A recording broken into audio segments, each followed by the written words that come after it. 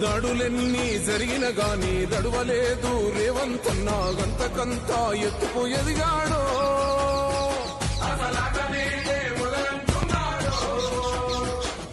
మొక్కనాడు పోలేదు ఒక్కడయ్యి కొట్లాడాడు అందుకే పెద్ద నాయకుడయ్యాడో